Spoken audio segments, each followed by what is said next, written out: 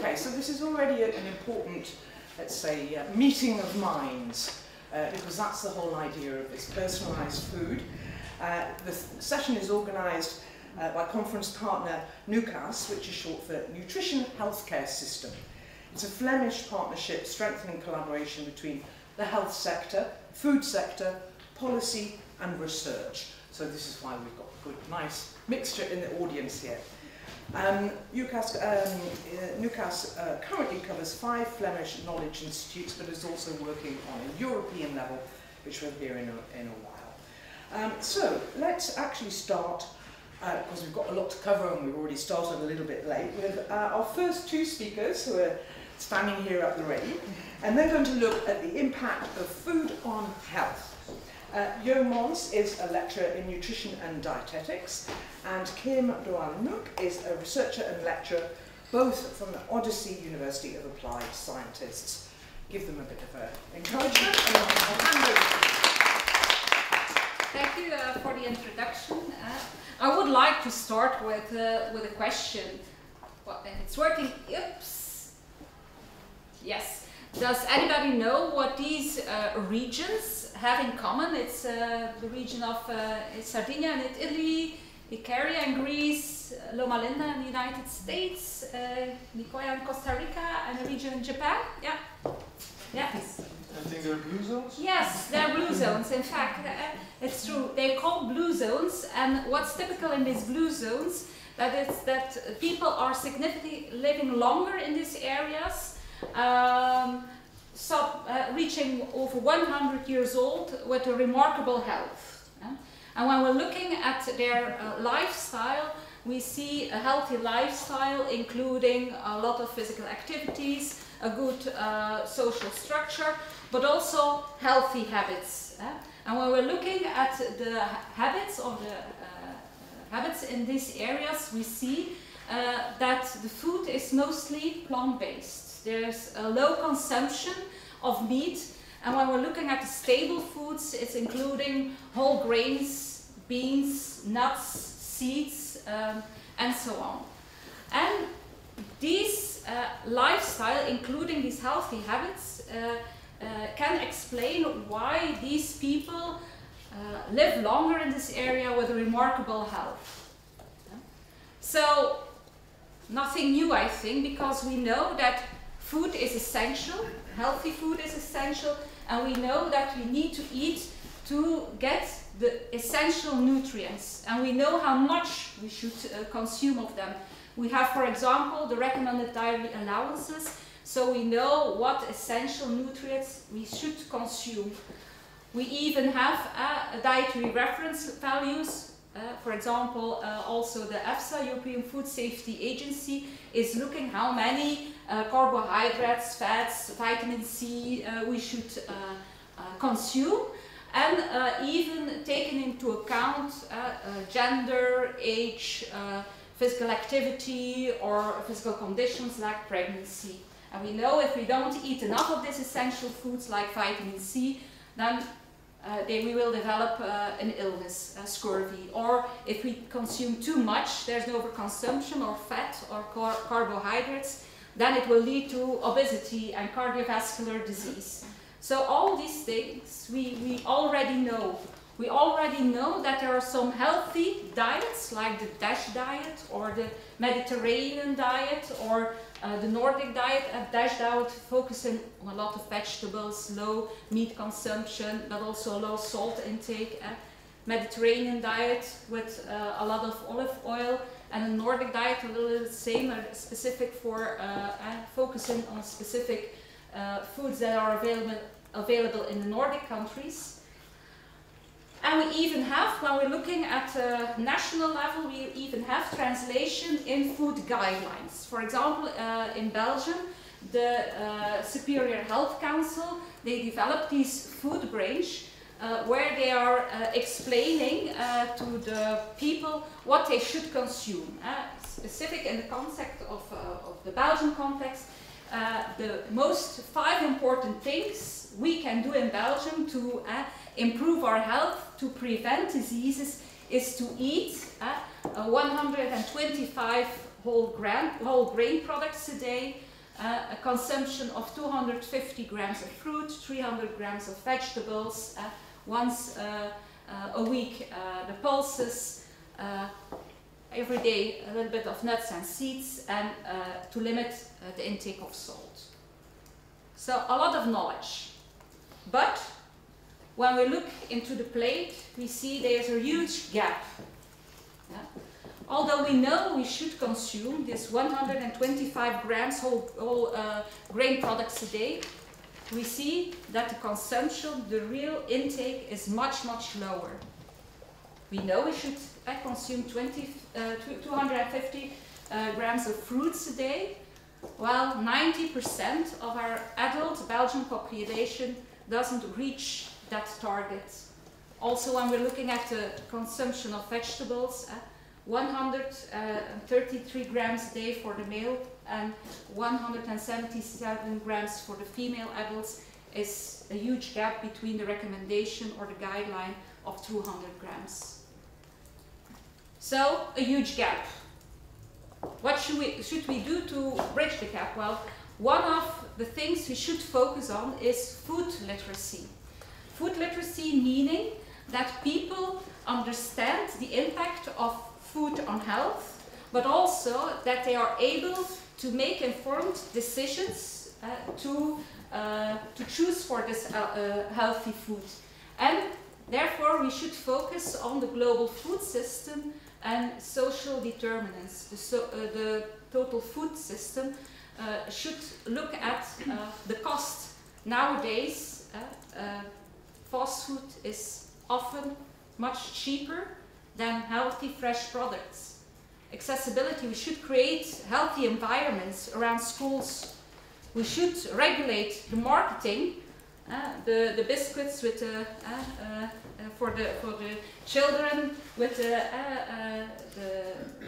packaging is also something that's playing a role. There should be a collaboration, and I think that's very important, between health authority, policymakers, researchers, but also people working in the kitchen. And we should create awareness and focus on education. But on the other hand, also social determinants are important. We should look at cultural and social influences. Lifestyle, it means meal planning, prepping, looking for easy and healthy, get and grow healthy snacks that fit into a busy lifestyle. That's very important. So that's what we are doing. Kim and I are from the Odyssey University School in Ghent, and we do some practice-orientated research where we try to translate the theoretical knowledges about nutrients and guidelines into practical tools, practical applications, so we can improve this food literacy. And we would like to present to you some of our projects that we are currently working on. And the first project is the experimental garden. It's a garden near our university school where we have children of the 3rd grade elementary school. They leave their classrooms and they come into the garden. They are working in the garden. They are preparing the vegetables in the kitchen. They are doing also some research, so really hands-on. And from hands-on, we would like to move to minds-on. We want them to reflect about healthy food and what would be the impact not only on health but also environment and economy. It's really focusing on food literacy at the beginning and at a young age to improve towards vulnerable children in an urban context. So yeah, that is one of our projects. Another project we are working on is active and healthy aging for all. This is focusing on the elderly people, and we want to promote, first of all, exercise in this target group. We try to break the habit of sitting down, and we want to improve healthy eating. And for this project, we worked together with some service centers in Flanders and also the target group, the elderly themselves. And in the research showed us that it was very important if we want to reach this target group that we simplify the complexity of information we would like to give to him. And it was very, very important that we could translate also the theoretical knowledge in really easy, understandable information, so they can apply healthy habits in their daily routine, I would like to say. So therefore we developed it in Dutch, but we developed an exercise and food calendar which give really simple, easy to understand tips and tricks that is very easy to implement in their daily life. So also some tips and tricks to improve health and to prevent diseases. I'd like to pass now to Kim. Okay. Also a very warm welcome from me.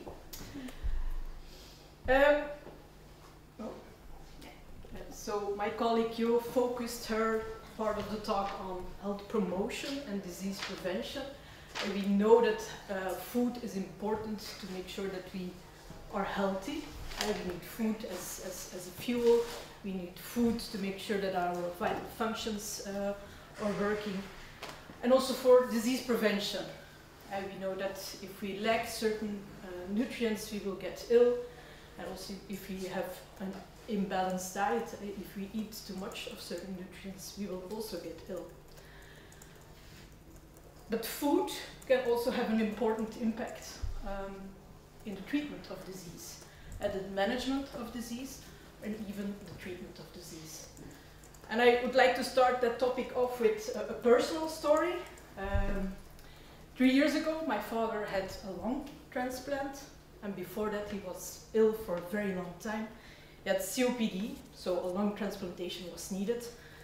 And after his lung transplantation, he had to stay in hospital for several months to recover from the surgery and also to regain strength, because he had a very sedentary lifestyle before his operation. So he lost a lot of muscle tissue from sitting still, and not only at home, but also in hospital. And food became a very important part of his recovery, because he had to regain muscle, so he had to eat a lot of proteins to build up that muscle again. So food became a very important part of his recovery. But my father has always been a picky eater, so it wasn't very simple to integrate it in his treatment plan. I'm also from mixed heritage, and my mother is Flemish, my father is Vietnamese. So there was also the cultural aspect in the treatment plan. It wasn't very simple to get him to eat those proteins and those calories. For him, the traditional Flemish diet of potatoes, vegetables and meat, he always says to me, it's dry. He doesn't like it. He's used to soups and so it's dry for him. And then after 3 months in hospital, they sent him home and they gave him these shakes with a lot of calories and a lot of proteins. He hated them. He hated the texture, he hated the taste. So the food literacy is it's a very complex given. So a little personal story to introduce the theme of using food as a treatment for disease. Also at Odyssey, we're working a lot on trying to make food a part of the management and the treatment of disease. Okay, so we have a lot of diseases in which food plays an integral part of the treatment. One of the first things you think about is diabetes. And when you have diabetes, you have to manage your food, make sure that your sugar intake is balanced and so on. Food allergies, that's our little baby. We'll talk about that a little bit later. Also in gastrointestinal diseases, celiac disease, Crohn's disease, irritable bowel syndrome, and those are also diseases where food can play an important part of managing the diseases. Sarcopenia, also one, cancer, and their food can also be part of the treatment plan. And also elderly with pressure ulcers, that's also a project that we are working on that I will come back to in just a minute. So again, like Jo said, there is still a big gap between the knowledge that we have. Often it's knowledge that comes from academia, from universities, but what we see is that that knowledge doesn't get implemented into practice. So there is still a big gap where we can play a role and we focus on practice-based research. There is a problem in the working field, and we try to implement the knowledge that there is using practical tools to make sure it gets implemented into practice. So just like for health promotion and disease prevention, we try to bridge the gap. One of the projects that we're working on is the NutriWound project from my colleague Tim. It focuses on using food as a treatment for people with pressure ulcers. We know that, for instance, protein enrichment is very important for pressure ulcer care, but what we see in practice is that those dietary interventions are not there yet. So the focus of this project is actually looking at the limitations. Why is this knowledge not being implemented into practice? By doing a survey with healthcare professionals and asking, is it a lack of knowledge? Is it the price of products? Is it the taste of products? Is it the availability of products? Looking at all sorts of different parameters that can play a role in this implementation. But then also looking at if we see that it is being implemented, and what are the factors that are ensuring that success. So maybe we can use those factors to make a tool for other healthcare providers. Then our project, like I said before, it's our little baby, the allergen project. We're talking about the positive impact of food on health, but sometimes food can make us ill as well. Food allergies is an example of that. Food allergy is actually an unwanted, unnecessary reaction of our immune system to proteins present in certain types of foods. The diagnosis of food allergies is still a bit difficult these days. You can do blood tests or skin prick tests, but it's difficult to make a conclusion out of that. We know that the double-blind placebo-controlled food challenge is the golden standard for doing food allergy diagnosis, but again we see that it's difficult to have it implemented into practice. There are no or little validated food recipes to do the challenge, and we also see that healthcare providers find that the test is very time-consuming, labor-intensive, because of the type of food recipes that are now available. It often requires fresh foods to be made, so it's really a difficult test to perform in practice now. So also there we are trying to bridge the gap by providing easy recipes for those food challenge tests so that they can get implemented into practice. So we have developed recipes for dry powder mixes that only have to be shaken with some water and can be used by the healthcare providers to perform the test. A next step will be to use our recipes in clinical trials to make sure that they are indeed what we hope for, that they are practical to use, and we have to test it to make sure that it really is as we are hoping to. So this already brings me to our key message, the impact of food on health. I think it's very clear. Food can be important for health promotion, disease prevention, as well as the treatment or the management of diseases. But there is still a big gap, a gap between the knowledge that there already is and the implementation into practice.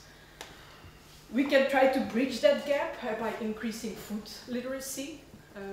As you told, there are some projects that we are already working on. but also by supporting the implementation of dietary interventions for groups with specific needs, for instance, elderly with pressure ulcers. You already mentioned it, we are doing a lot of practice-based scientific research, and that is the type of research that we are doing at Odyssey University College, where we try to bridge the gap between knowledge and practice, but of course we cannot do it alone.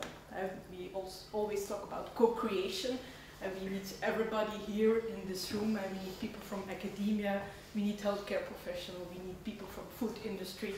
We all have to work together to come up with those tools to bridge that gap.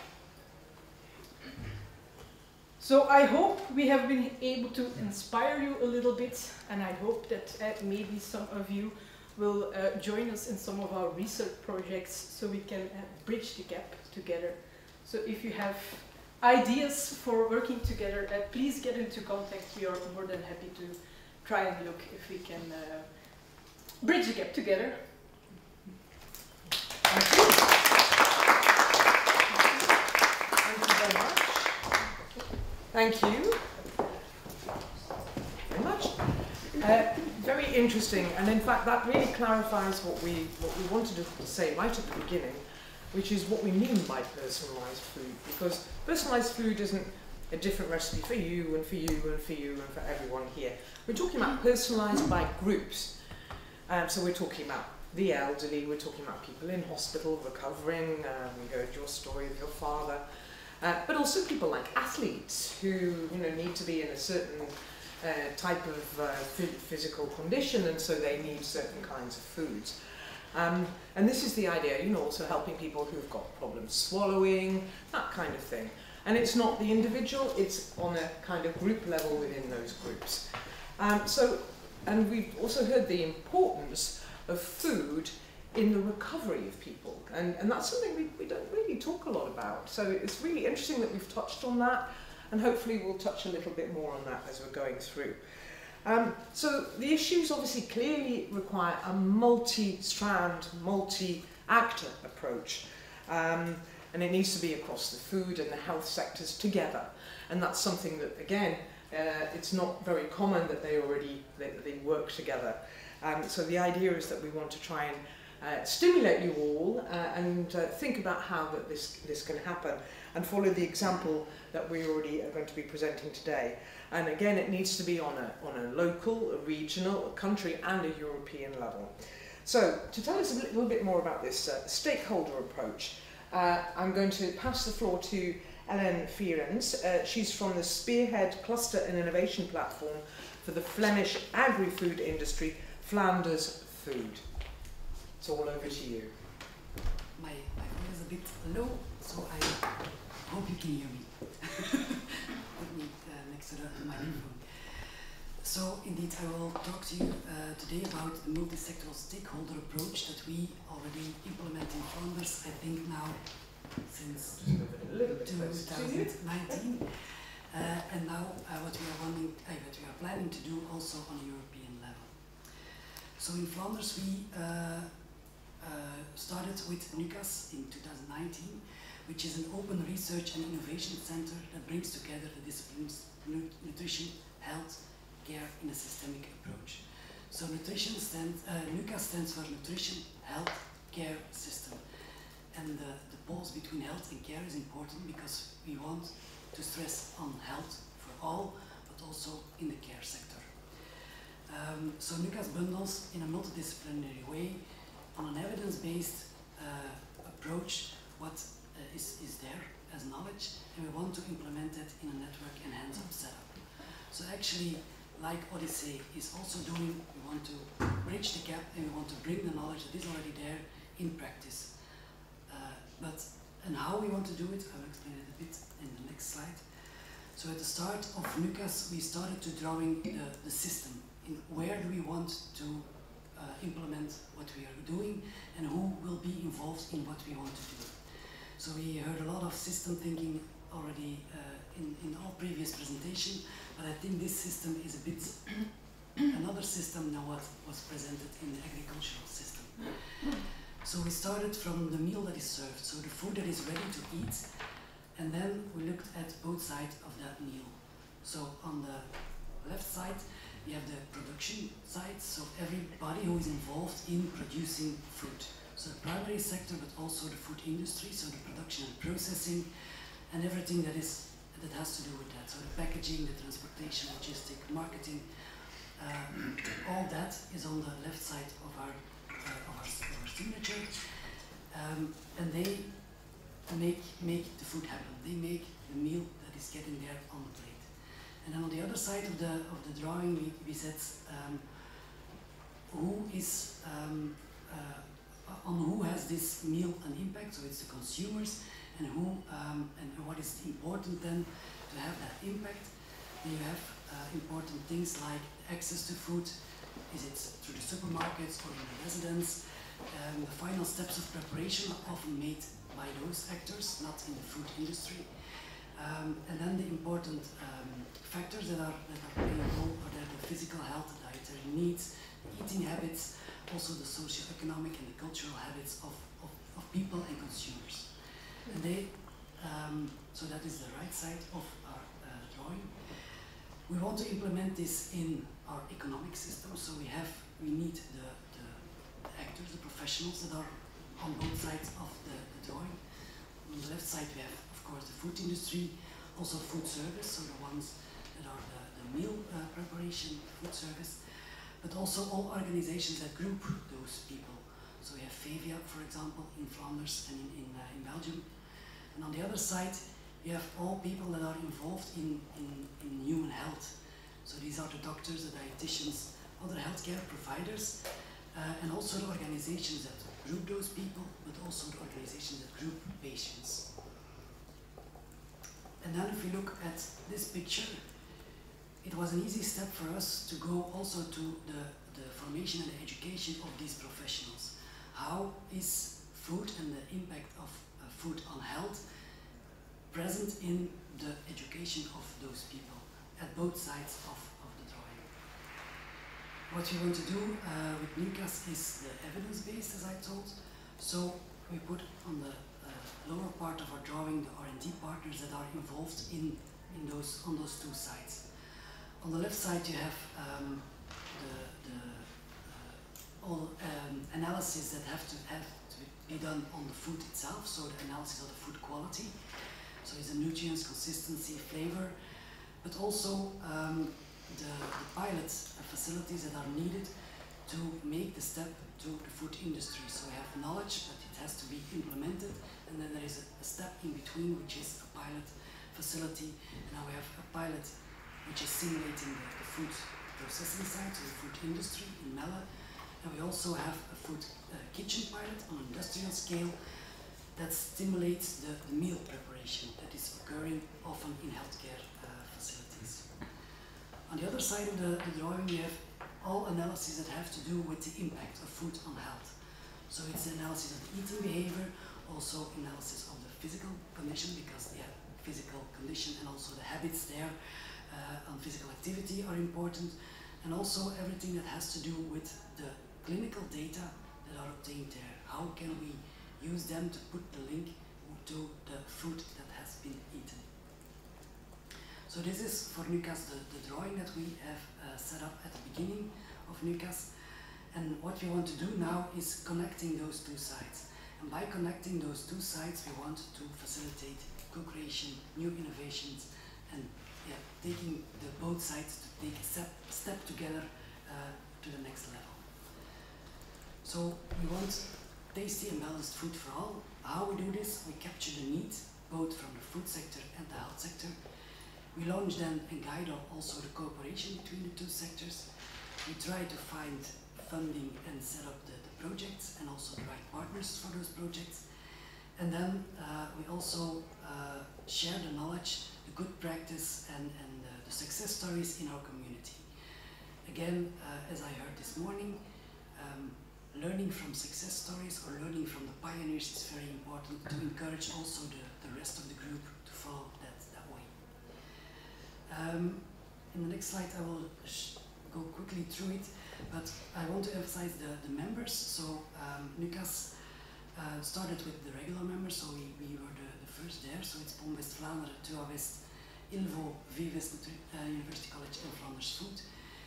Those 5 initiators started the NUCAS partnership, but in the years that have passed, we there were also associate members that joined our group. And those associate members are all research and innovation partners. So we there have Leuven, IMEC, Odyssey University College, and UKent is also coming, I think. So in Flanders we group actually the critical mass around this topic. And then at the bottom of the drawing here you have the community. So these are all people coming from the societal actors, the healthcare sector, the food companies that are interested in this topic, and we have a community building there. So these are the people that we think we need to have the implementations ready in practice, both in industry and in the healthcare sector. I said that we started to capture the needs. So we, at the beginning of NUCAS, we built roadmaps. One of those roadmaps was built together with the food industry, so the left-hand side of the drawing. And there we have some concepts taken together after discussions with, I think, a dozen of food industry partners. We asked them, what do you need between this today and 10 years further to have, to take the step into to make an improvement of food on health. And the first thing they say was on this side of the drawing. This side of the drawing, yeah, we need to make our food. It has to stay delicious, but we have to make it healthier. So we have to decrease the bad ingredients, and we have to increase the good properties. We also have to look at from farm to fork. We also have to look at the processing that we are doing, that agriculture is doing, and the impact that that has on nutritional quality. We also need additional basic knowledge about the real impact of food in human beings. There is still a lot that we need to know about the microbiome, the link between microbiome and mental health. There is still a lot of knowledge still to be gained. Measuring is knowing. We, at the moment today in Flanders, we don't know what we are eating. There is a food consumption survey every 8 or 10 years, so it's not accurate. So food industry is asking, what can we do to measure it more accurately? What can we do maybe with wearables? What can we do? Which biomarkers do we need to measure? And then here you have the 2 last concepts. It's about the consumer and the choice consumers make. How can we get the consumer more involved? It's about the food literacy and also about the right choice. How can we nudge them into the right direction? So this is what the food industry brought together. If we ask them about what do you need to have a better impact of food on health. The second roadmap that we built was together with the healthcare sector. And for this we had brainstorm sessions with hospitals, facilities for elderly, facilities for people, disabled people, with the healthcare insurance, also with the dietitians. So we had the whole spectrum of people involved in food in the health sector. And again, we came, if we put everything together, we came up with 7 concepts. This tailor-made food, so this is the food that we say is specific for a certain target group, but also tailor-made data. So how can we measure the data on a person and then link the needs to that? Quality down to the plate, so it actually is the same as for the food industry. What is the impact of the processing? And then here, choice and experience. This is something that is typical for this drawing. In this drawing you see here the people that are eating the food. Here you see the food, but there are also a lot of professionals taking care of providing the food and making the last decisions actually for those people in need. It is important that we keep these people in charge of their own choices as long as possible, and as long as possible that they do what they can do. So this is also in this do-it-yourself. What new innovations can we bring so that they can stay home longer, that they are able to prepare their meals in a good way.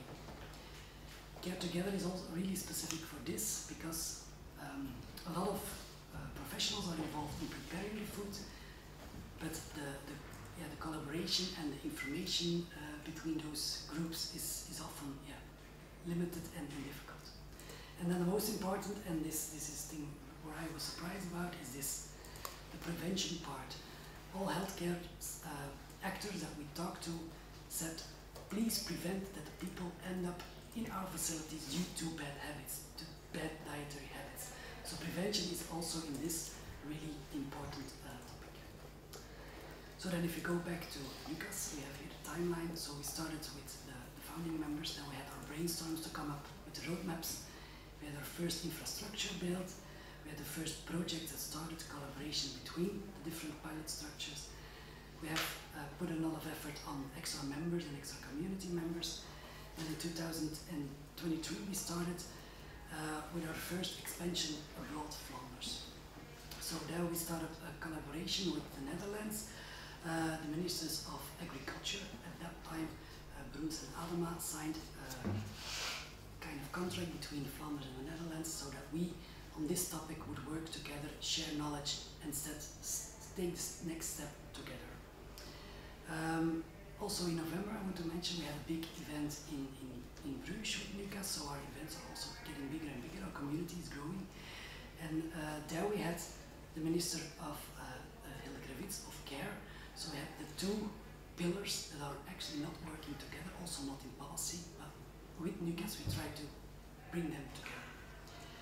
And now in so this year we want to further expand this collaboration with other European clusters.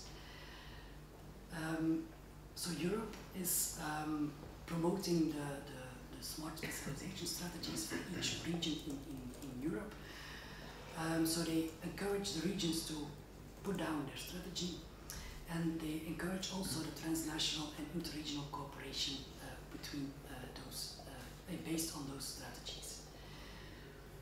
From Europe there is a grouping in thematic S3 platforms, so, and one of them is agri-food. So agri-food is, as we are here today, agri-food is important for Europe. So what we want to do with NUCAS is look at what the strategy in Flanders is, look in Europe for regions with common interests, and we want to join forces with them so that we avoid duplication, that we exploit the complementarity strengths with the different regions, increase the critical mass, so we bring the knowledge together of all the different regions, enhance then the development investment within this topic, and build synergies on regional, national, and with EU networks so that we can grow. So I will stop my presentation almost here. So what we have done right now is we have found actually 5 other regions that are really interested in this topic. And at the end of this month, we have to express our interest to the EU government for this topic, and hopefully they establish this and that we can go further with this partnership. So at the moment we have Alliance Food in Healthcare from the Netherlands in Gelderland. We have the Agri-Food Cluster from Galicia, Glusaga, so in Spain. We have Eurasanté and their subdivision Nutrition, Health, Longevity in France, the north of France. And we have in Belgium also our southern neighbors from Walloon, it's Wagrain. So in the next presentation they will all present each other. You only see Catherine from Wagrain here, but you will see them on the screen. Thank you. Now we do a bit of a quick hot seat change if you want to sit there so you can see easier what's on the screen.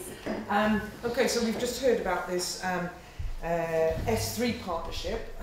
We've heard that they're looking for other people as well, so if you know anyone or if you come from countries where perhaps you could be involved in this partnership, please do spread the word. Don't forget the conference hashtag is Open Food Conference as well, if you want to spread it out on the social media as well.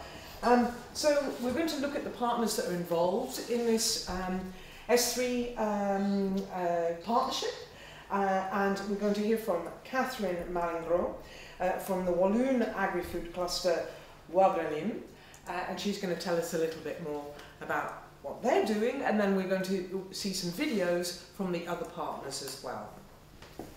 Over to you. Thank you. So yes, I'm Catherine Malingro from Wagralim. Wagralim is a cluster. It's one of the 6 innovation clusters supporting the economic activity and employment in strategic areas in Wallonia. We are specialized in agri-food industry.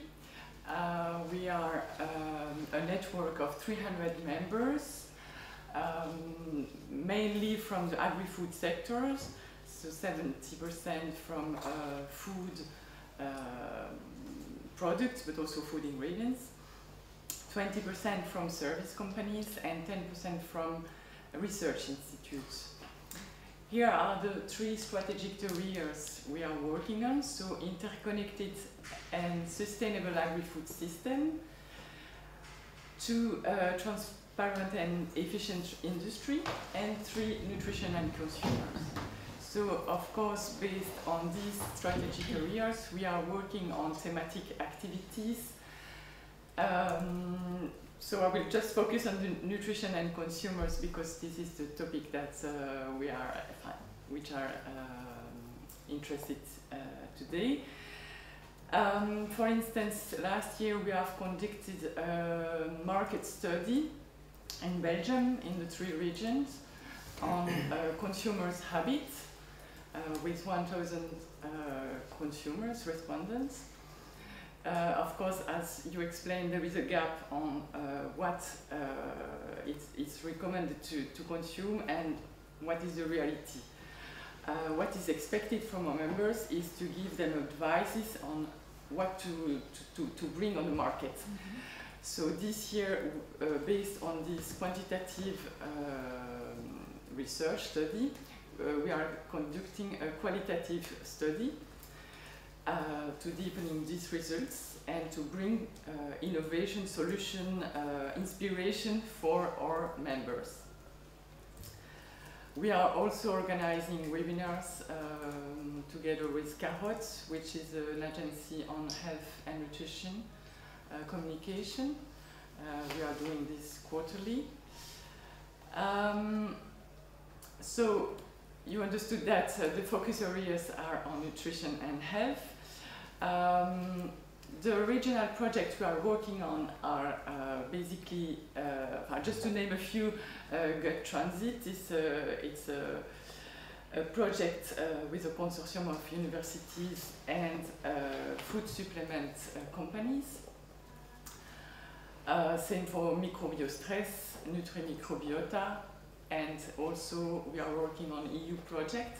Just to name one called Tribiome, it is the study of the microbiome of the plants and its impact on the microbiome of animal and human.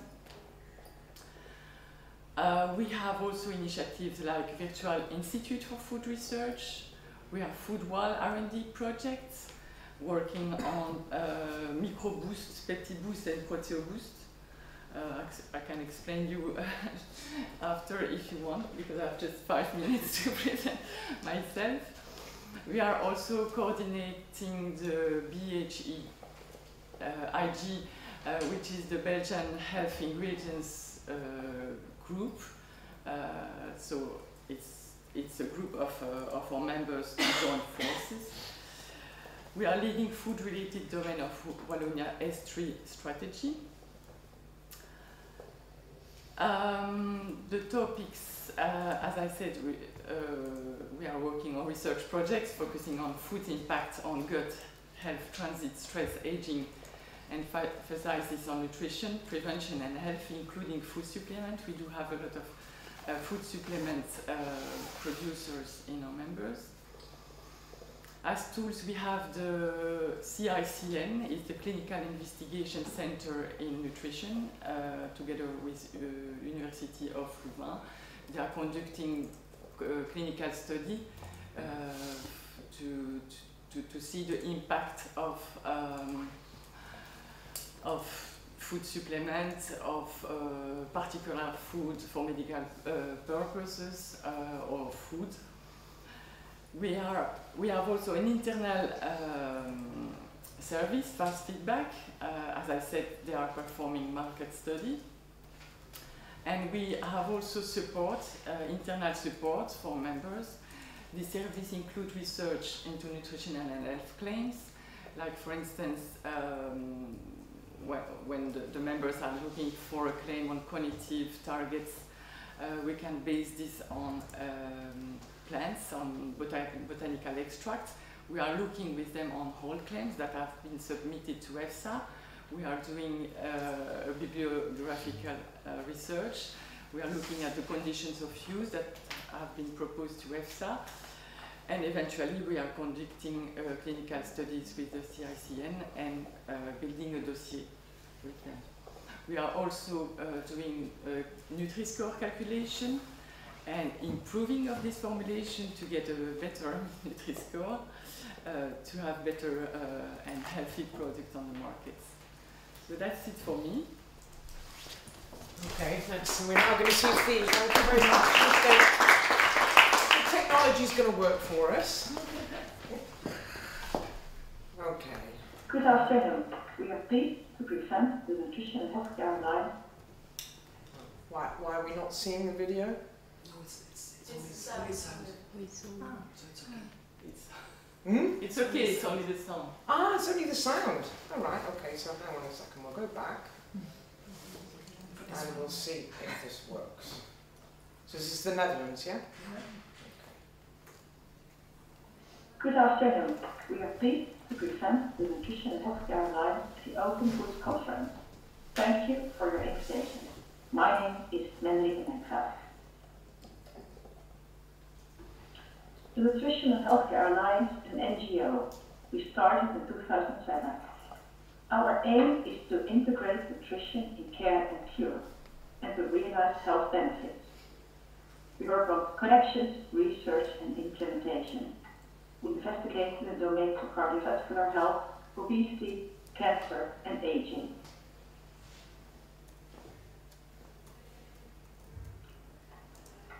Our focus is on optimal nutritional care before, during, and after hospitalization.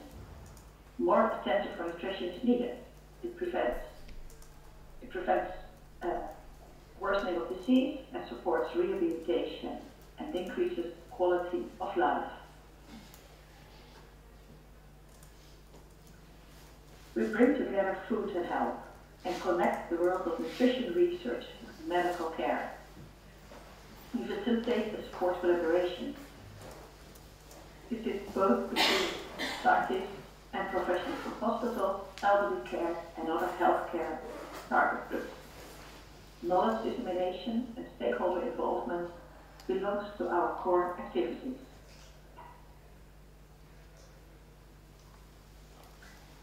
Based in Region Food Valley, we offer a field lab.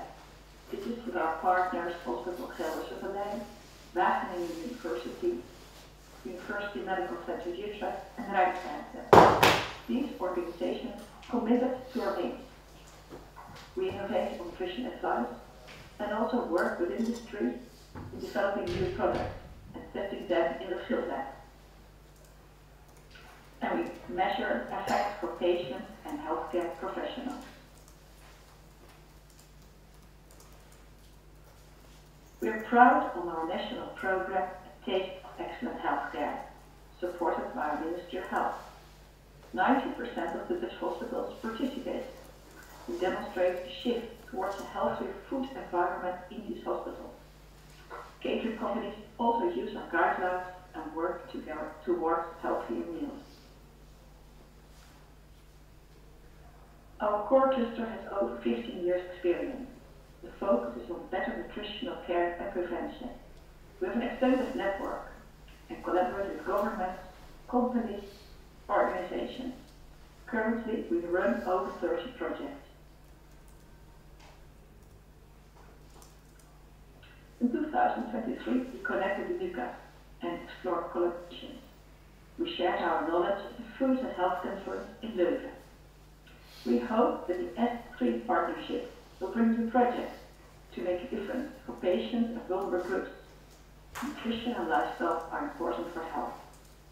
We also see opportunities and collaborations to improve the food systems in healthcare and to foster the transition towards healthy, sustainable food environment. Thank you for your attention, and please get in touch with us, and we wish you a pleasant stay at the conference. Okay, great, thank you. We've got that one going, that's great. So now we're going to go to Spain. Yes, Spain? No, France, okay. We'll go to France instead. We'll leave Spain till the end, and let's see what happens. Hello everybody, I am delighted to be with you to present the Nutrition, Health, Longevity Cluster. Our cluster encourages research, innovation and cooperation in the fields of health and nutrition. We are the only competitive cluster in France at the crossroad of these three fields. Our cluster includes a group of more than 360 members with complementary profiles in the field of nutrition and human, animal and plant health. We bring together industry players, startup, research center and universities. The point of being a part of our competitivity cluster is to belong to a very rich regional system.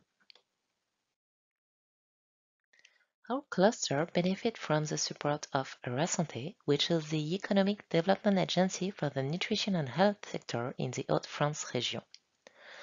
This agency leads 4 incubators.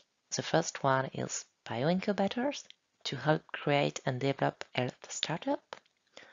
Then we have Euralimentaire for the food startup, Eurasenior for startup in the silver economy, and then Vivale for sport and wellness startup. So, what are the advantages of joining the Nutrition, Health, Longevity cluster? We can help you finance your innovative projects. You can develop your business through our network. You can take part in one of our events. We host more than 100 events per year. It is also possible to contribute to collective innovation through one of our work groups and collaborative projects. And we also can label your project via our selective committee. We also organize 4 major annual conventions, in particular Nutri events, dedicated to the fields of food, nutrition and health. The next one will be at Lille on the 1st and 2nd of October, and you are more than welcome to attend to this convention. To finish, here are some examples of our projects. First, we have Investinov to help raise funds in the Hauts-de-France region. Then we have NutriCourse to study the impact of Nutri-Score on supermarket purchasing behavior.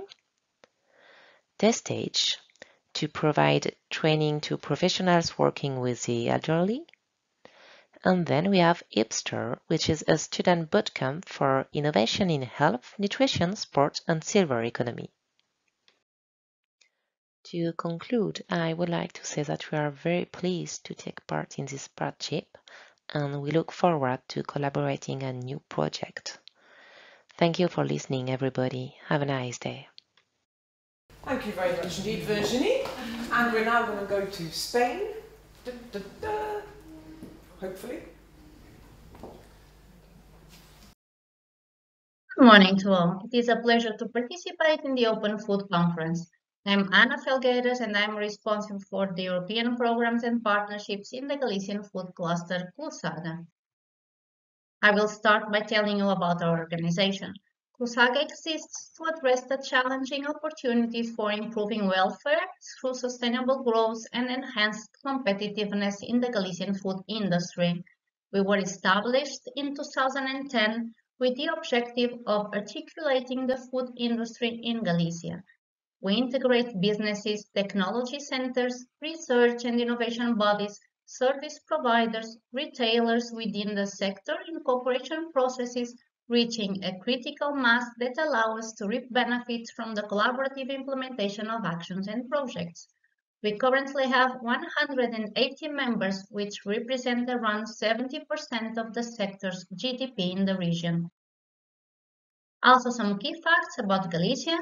For those who have not yet visited us, Galicia is a region in the northwest of Spain with 2.7 million inhabitants and 1,500 kilometers of coastline, which makes it quite characteristic. The food sector is of strategic economic and social importance. Galicia is an international benchmark in the agriculture and livestock, winery, cannery, meat production and dairy industries, as well as fishing, shellfishing and aquaculture. R&D, innovation and collaboration are at the core of the Galician development model, which builds on the regional strengths to increase and consolidate competitiveness and growth. The relation between food, nutrition and health is very visible in our smart specialization strategy, with a specific objective of positioning Galicia as a leading Southern European region in offering knowledge-intensive services and products related to a model of healthy living and active aging. Here, the food sector and industry are explicitly mentioned as a key contributor and having a prominent role. Linked to smart specialization objectives and aligned with our strategic plan, Closaga has concrete lines related to nutrition and health that can be summarized in the following objective, which is to promote and facilitate the development of innovative, healthy, functional and sustainable food and ingredients that attain to people's needs and preferences and to our region's indigenous resources. The way we approach these priorities is by analyzing trends and facilitating knowledge transfer that connects nutrition, health, pleasure and ethics, responding to health and nutrition needs and consumer preferences, also considering specific moments in life, specific population groups. For example, children, elderly people doing sports, and athletes. Following that approach, we've carried out different initiatives and projects, including with national and European funds. Our contribution to this new collaborative endeavor, that is the European Partnership on Food, Nutrition and Health, is a step forward in the direction of addressing and solving challenges in the domain of food and its impact on human health. I'm looking forward to what is coming next and encourage you all to stay tuned. You have my contacts there and you are very welcome to reach out.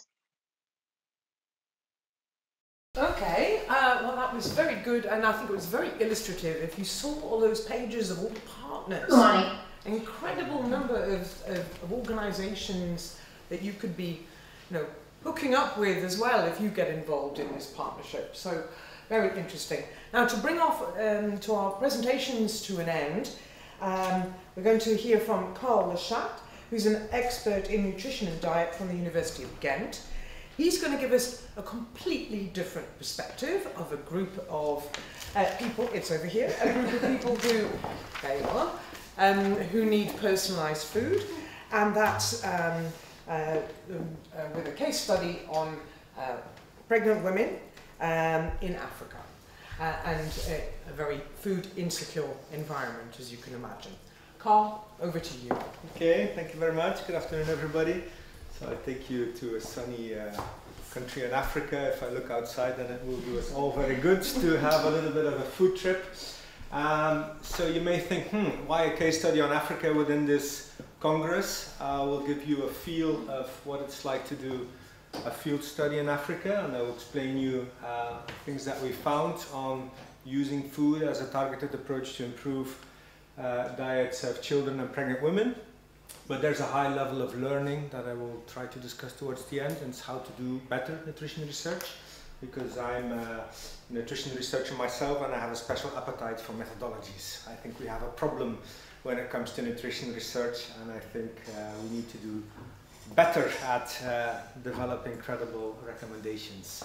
but that's another story. I'll try to explain why this here is a useful approach. So for those who are not familiar, there is a 1,000-day window of opportunity to break the circle of malnutrition, which means there's a life cycle approach towards malnutrition. Mothers that are in their pregnancy malnourished will deliver children that are more likely to be malnourished, which will grow up to be adolescent girls, mainly, who are also nutritionally vulnerable, and then that perpetuates the cycle. So there are a few moments where we can intervene and try to break that cycle, and the pregnancy is an important one. 1,000 days, that is the period of pregnancy and the first 2 years of the child. That's an important window. The other window is adolescence, for instance, where we try to make sure that girls, when they enter pregnancy, before they enter pregnancy, that they are well nourished, that they can actually support healthy babies.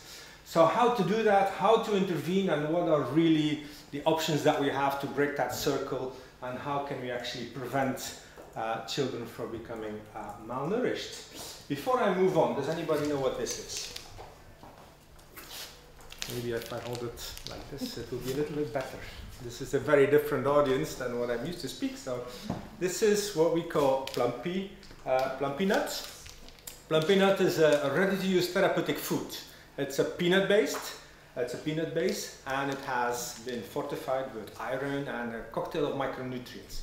It's what's given to children in emergencies when they go home after their hospitalization period, and then they can eat that at home and they're not present a burden to the health sector, and they go back to the families and they're giving a supply of these things, and they start eating this and they gain strength and well, they recuperate within the family and the community rather than keeping them in the hospital. And imagine crises, flooding of children in hospitals, a big burden on the healthcare system. What we've done here is to do this, a very similar product, and it's called a Balanced Energy Protein Supplement, BEP for short, and it's a nutritional supplement with a protein content less than 25% of the total energy to be given to pregnant women during their pregnancy.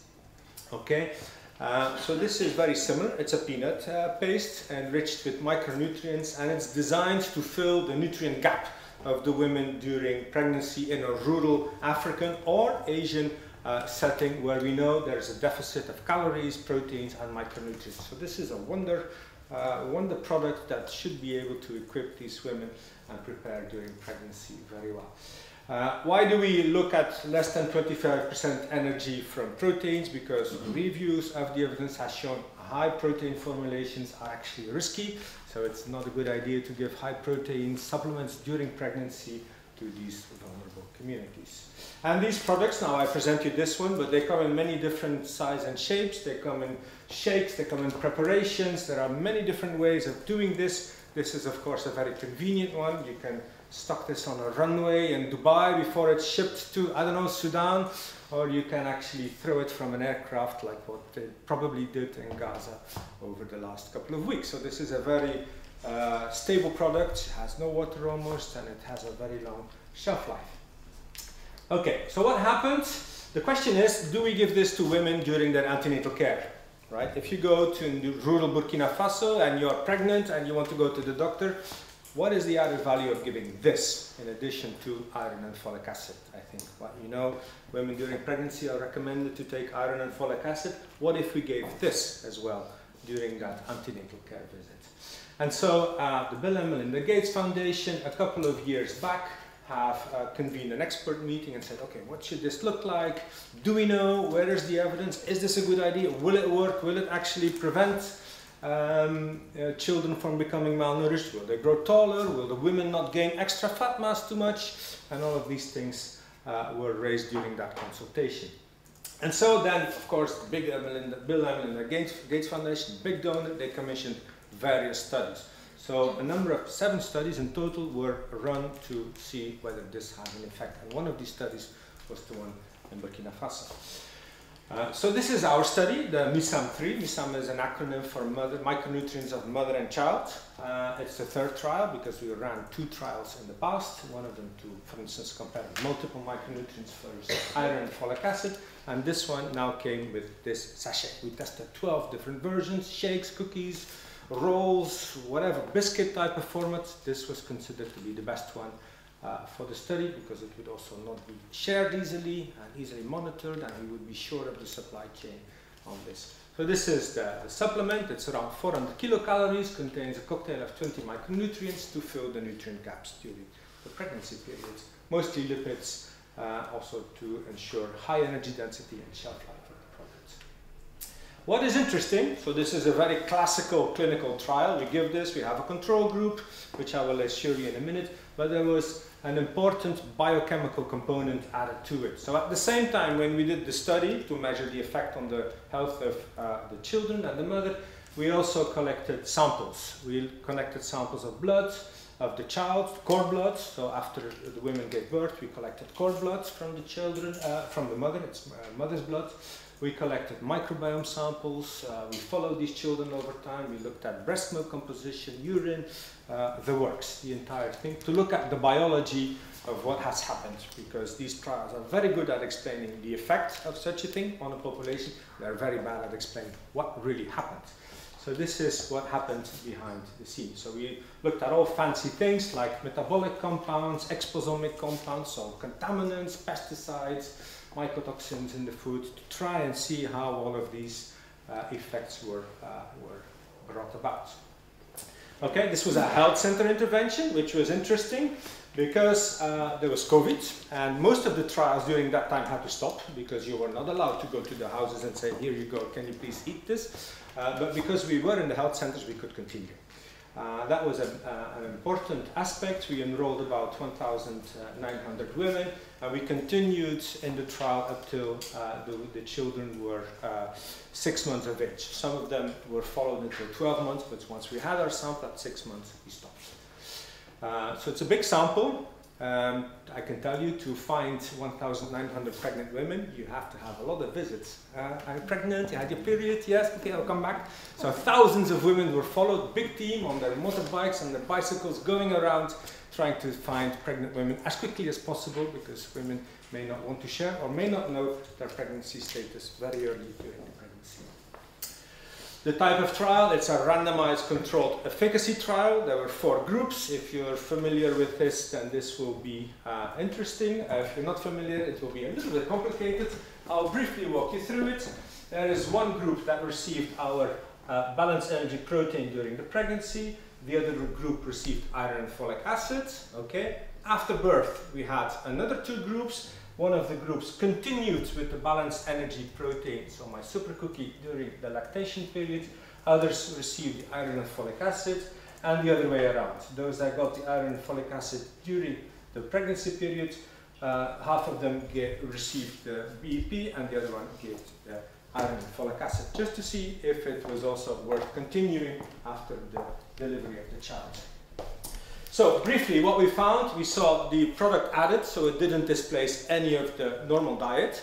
So it was consumed, we know, because it was a very controlled trial. We gave it to you and we checked the mark if you've controlled it, a very highly quality controlled diet. So it was adding to the diet, it didn't displace any foods. And what we saw, it didn't reduce the small for gestational age, so this birth size of the infants, by a small percentage, that wasn't significant, but children, the gestational period was longer by 0.2 weeks, which is 1.5 days. On average, children remained in the belly. The birth weight was increased by 50 grams, especially in the low low weight children, so especially the vulnerable children were improving. Children were a bit longer, and the prevalence of low birth weight, so which is below 2.5 kilogram, reduced by 5 percentage points. So in effect, you can discuss whether that's a big effect or a small effect, but we saw something in the good direction. What we also saw is that after the intervention, we continued seeing an effect. So the big change was here, and we see if we give, so this is the group that got the balanced energy protein supplement. They were a little bit taller compared to the others at birth, and when you continued giving the supplement during the lactation period, children would grow taller at 1 week, at 1 year of age in the end. So the more you gave, the taller the children remained after birth. Okay, so these were the results of the trial, but we also saw that the body composition of the women was in the good direction, so they gained fat-free mass instead of fat mass. They didn't become fat, because this is giving 400 kilocalories extra, I can tell you. It's a big dose to be consuming on every day. But we didn't see an effect on anemia, we didn't see the effect on cellular activity of the mitochondria, on the DNA, the telomere length, which is a marker of aging. So the children weren't probed better to be more resistant to genetic damage, for instance. And now we're analyzing effects on the microbiome and on mycotoxin relationships. Right, how this comes back to our finding. Now, the current guideline of the WHO is to give this product in populations that have over 20% of underweight. So everybody would get this. That's the guideline today that we have from the WHO. However, this is very crude. Everybody should get this from the moment there is over 20%. Now, what we try to argue for is to have a more stratified approach. We need to rethink the way we do this and do that a little bit better. We need to think, how does this interact with the healthcare setting? It's a food intervention, but what has really happened, and then this resonates to care and better diets and care, will women not come more often for antenatal care? They will take more visits, they will have a better follow-up, because they are attracted by this. If we start offering better meals in our hospitals here, will people not listen better to their doctor or adhere better to their medicines? Will they not be happier? So these are some of the other learnings. Who should get this? Who should get the iron and folic acid? Are there individual risk factors that we may need to identify? Is it the women that have had one previous child and are the shorter ones? Are these women? Or is it also the other women who have other histories, socioeconomic? So to think about stratified approaches towards high-level groups. Which is also not something that has happened here. Here the recommendation, iron and folic acid, is for everybody. There is no stratification as to who is more vulnerable or who may benefit more from the recommendation. Whereas this is expensive. So we need to think about, how do we deliver this effectively? How much are women willing to pay? How much are governments willing to pay for this product? Or other things that we are investigating now. Now, and I'm going towards the end. What I want to say also, this is a very, I've done many studies, I've done many trials. This is the first time we've run a big study like this, and what I have learned from this is how to do better studies. In the first instance, how to divide tasks a little bit better. Okay, this is a big, expensive trial, that doesn't happen every day, but what I've learned is all our samples go everywhere in the world. The breast milk goes to Manitoba, the microbiome samples go to Stanford, the mycotoxin samples go to Ghent, the pesticides go to Antwerp, the telomeres go to Hasselt, and by doing this, you allow everybody to specialize within their fields. Because the microbiome guys, that would be interesting, which microbes are present in Burkina Faso. I don't care. What I want to know is, how do these microbes affect the health of mothers and children? So this really has allowed us to do more, to build a network and to advance science a lot. There is data collection in every country. You see all the countries where the studies are conducted, Nepal, India, Ethiopia and Pakistan, that has all collected that data. And from the beginning, by contract, we give our data to the foundation, who then pulls it together. So there is no question, shall I share my data? No, contractually you're obliged to do it, which is a very controversial topic, sharing clinical data. But okay, we managed to get that cleared, so this is good. So this is a combination of a very centralized approach of a donor that says, I want this, I want your data, I will argue for policy when it's necessary, as well as a decentralized approach where every lab around the world manages to get their research out there and to generate new knowledge.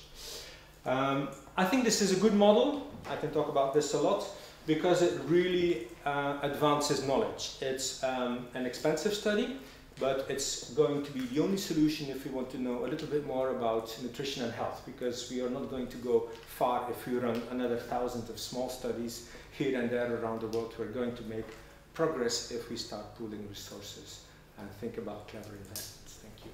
Thank you. Can I ask all our speakers to kind of sit on stage? Because we don't have long, but we do have some time for your questions. So does anyone want to ask anything so far?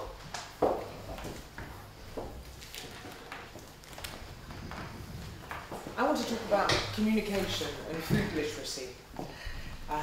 Because frankly, I don't know, I mean, it's such a complicated subject, but we just don't, I mean, we've known for years how food can affect our health, and it just seems to, I don't know, we're like, it's not getting in there, is it? And what can we do to improve this food literacy? I mean, we've seen some ideas, but what else can we do? Because we've been doing some of that stuff up until now, and it's not working very well. What do you think?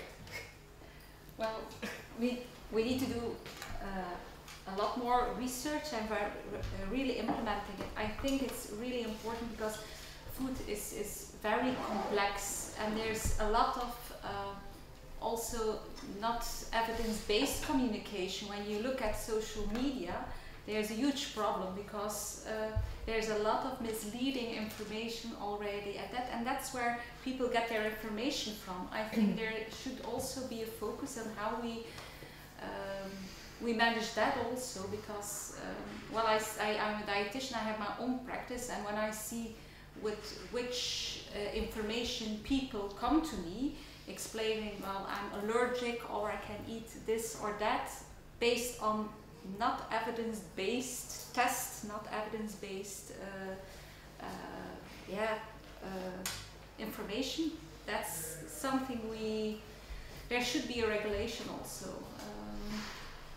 Yes, in fact, yesterday in one of the sessions we were talking about food waste, and they were talking about all the things on social media which all have mega portions of the terrible food that we should not be eating, and that's the main way that food is portrayed on social media. Carl, you wanted to come in? Yes, I wanted. We also, especially in Belgium and Flanders, I can only speak for Belgium and Flanders, I think we should also indeed regulate a little bit and provide trusted points of contact.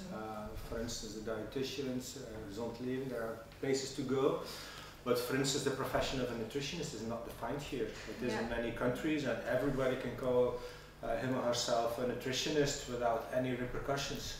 So I think we should do something about this, and that leaves the door wide open to all sorts of messages. I think that's a problem. Interesting. And I was thinking about healthcare professionals. Is it common for healthcare professionals to be given food training about how food affects health, from what you've come across? No, from what we come across is that indeed in the education, for example, for doctors, the number of hours of food that they get in their course during 7 years is getting down. So they don't know what the impact of food is. They are practiced in pharmacy and the curative part, which is also very important, but they don't know about the food. And they don't have the reflex if the patient is in front of them to think, oh, maybe I have to look at the bigger picture and I have to send this patient to the dietitian to get a better lifestyle, better dietary habits. And this is something that I think, especially in Flanders, because I also can only speak for Flanders, we should do better. There is a lot of work to do on food and health, but yeah, we have to do it all together, because it's really difficult as a researcher to really ring the bell. Hey, is this what you have to do if the whole system is not working together? And it's education. We also hear in previous session, we have to learn our children back where food is coming from, and also what it takes to get food on the table, and practice this in primary schools. You don't have to emphasize that it's really important for their health.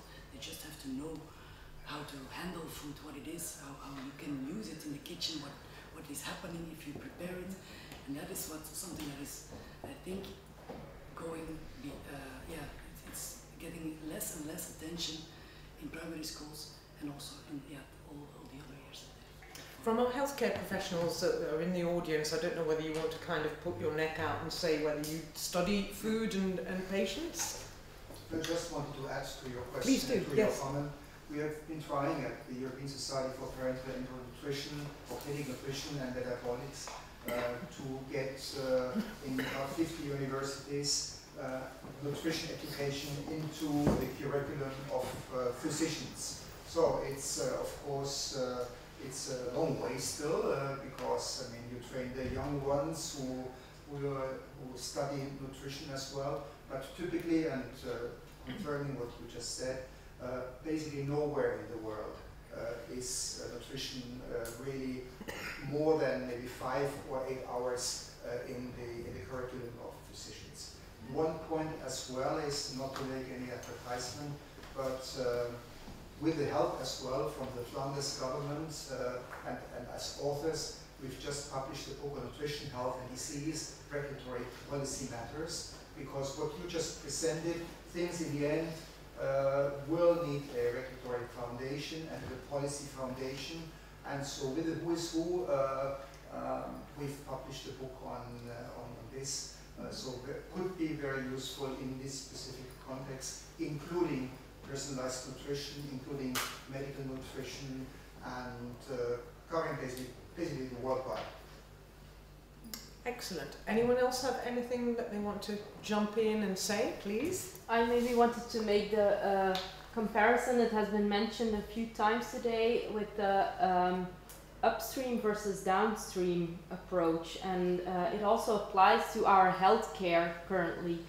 What we do now is we treat people at a time that they are really in need of treatment, and they are already faced with illnesses or even life-threatening chronic diseases.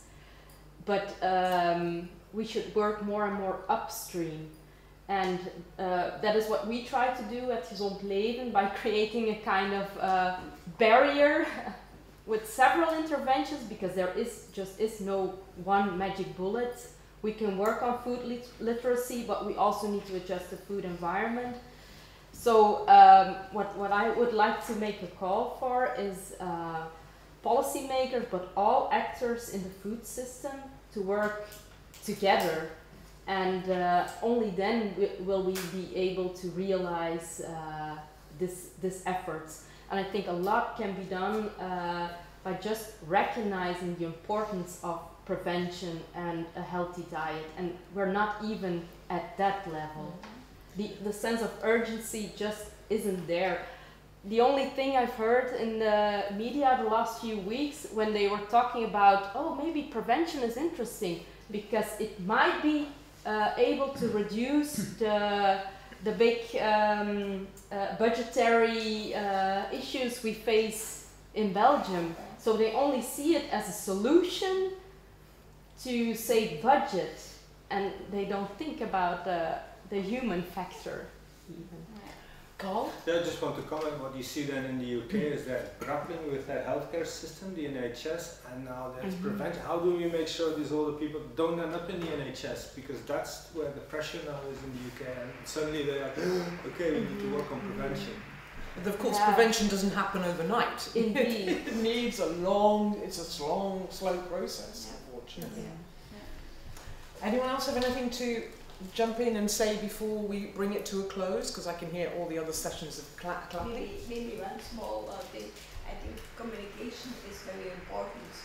And I think the general communication has to say, yes, ultra-processed food is bad, plant-based food is good.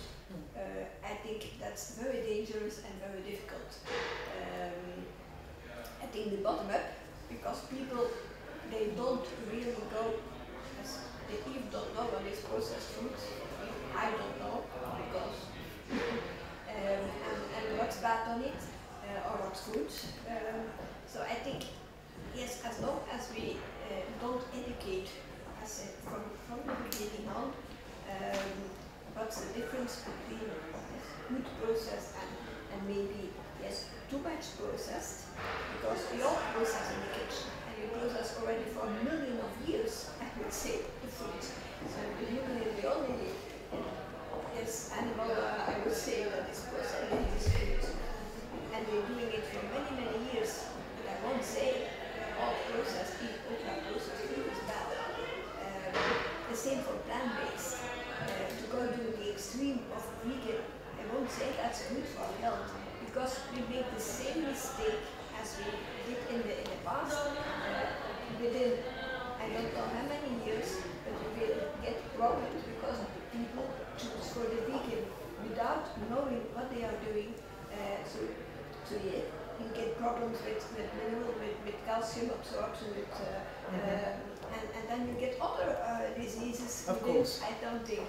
So I think it's difficult if you communicate like this and people go to, don't know what to do. I think. Well, the good news is we're trying. And what can I say? I don't know. And we've got a lot of smart people and organisations working together to try and find some solutions. So I think that's the most positive note we can finish on at the moment, I'm afraid. I'm going to bring this to the end. Hopefully by the time you get to the cloakroom, there will be not so much of a queue, so I suppose that's the advantage of being last. There will be buses for those of you registered for tonight to go to the Park Abbey, and they're going to be outside, so I'm going to let you go in a second so we can finish that off. Tomorrow morning everything starts again at 9 o'clock at plenary in the auditorium. Please be on time. And just to note, for those of you who are here tomorrow, the final session will not be finishing very late. It's going to be cut down because we all know that everybody wants to get home. You've all been sitting here concentrating for a long time. So it's going to be finishing at 5:45. Okay, so just so you know and you can make your plans. And let's finish off with giving our speakers a big round of applause.